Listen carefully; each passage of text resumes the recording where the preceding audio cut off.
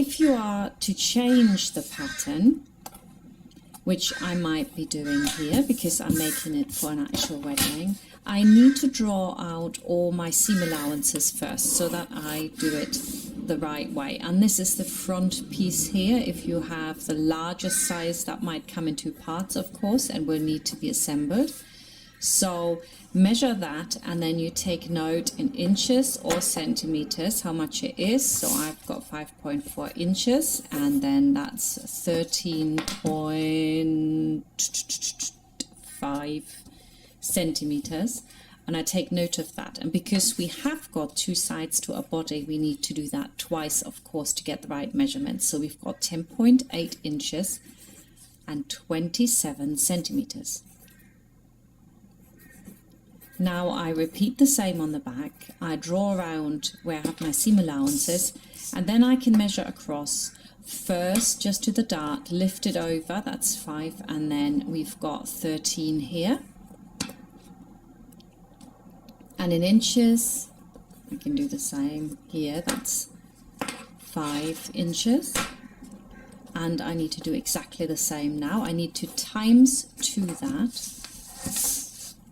So that gives me an idea of how big the pattern is. Actually, of course, you do know that when you look at the chart, but it's a good thing to always measure through just to make sure for yourself and that you understand the system.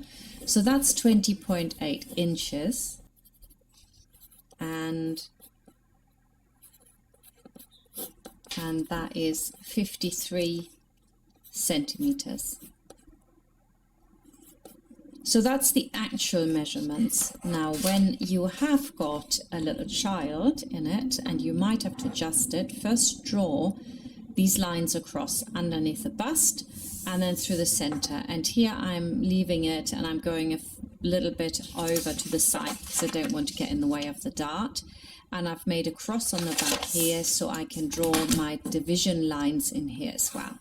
And along those division lines, I will then alter the pattern.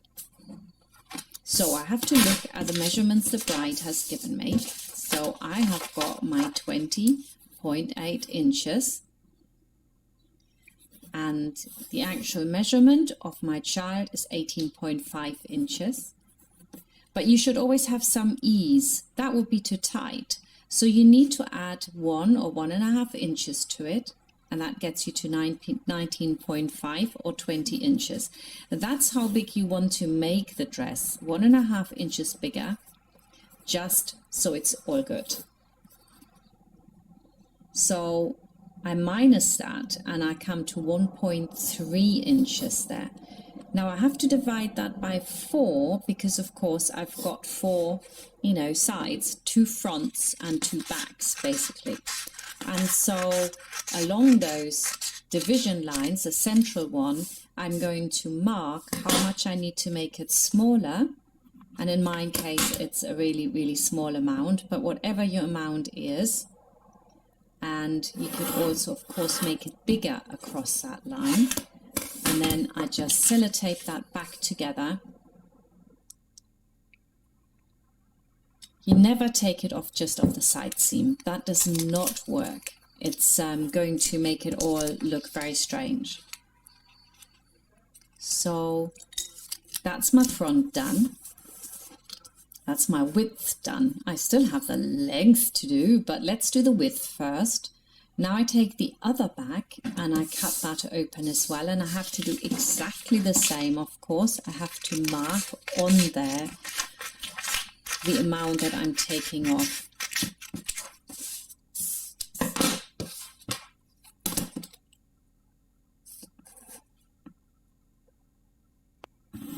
So I move that over, place it on top, sellotape it, and job done. Then I have to do the other side, of course, as well. So cut that apart, mark it out again, place it on top, and you're done.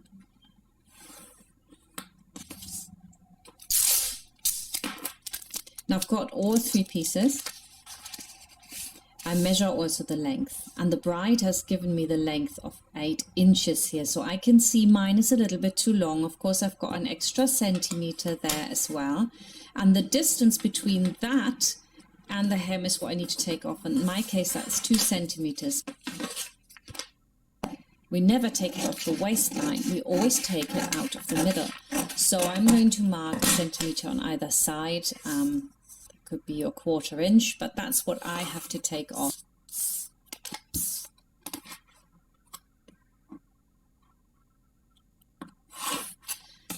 And then I'm going to overlap them and sellotape that together, and then I have got the right length. Let's just make sure that it overlaps. My trusted glass, it was so hot when I was filming this. There we go. And the back on the other side, I don't have to measure anything. I'm just turning it over and then I'm placing it onto the other one. And then I see where I have to go, don't I? So just place that on really neatly, and then you can sellotape that again. Of course, in an ideal situation, you don't have to do anything to the pattern, but sometimes the child could be much bigger in the waist, but not the height, so you need to adjust it, or much smaller like this one. So you got to get it right, and you can always measure again. Make sure that it actually tallies. Now I'm going to go on to my skirt. I take off the seam allowance, I take off the hem, I fold up my seam allowance, and now I can measure from the shoulder point all the way down and see if it fits. Mine is still too long, you see. I have got a measurement of 23 and I've got about 25 in length, so I need to take 2 inches off, which is like 5 centimeters. So I mark 2.5 on either side, and then I overlap it.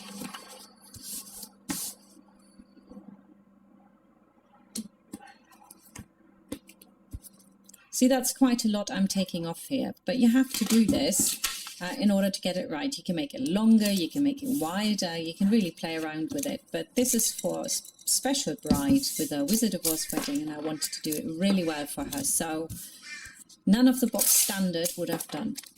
So I put a little bit of paper underneath there so I can now even out my skirt. So just cut that bit off and you've got the skirt done as well. And again, now I'm doing the same again. I put my top up and I'm checking, is it her requested 23 inches? And it is. It's actually 22, but I have a petticoat underneath it which peeps out. I'm ready.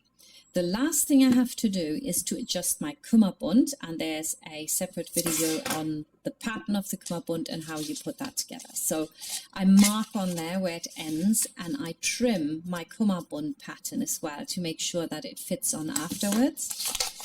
So just a little bit of a snip off, and I'm ready to do my flower girl dress. Thank you for watching, and I'll see you next time. Bye.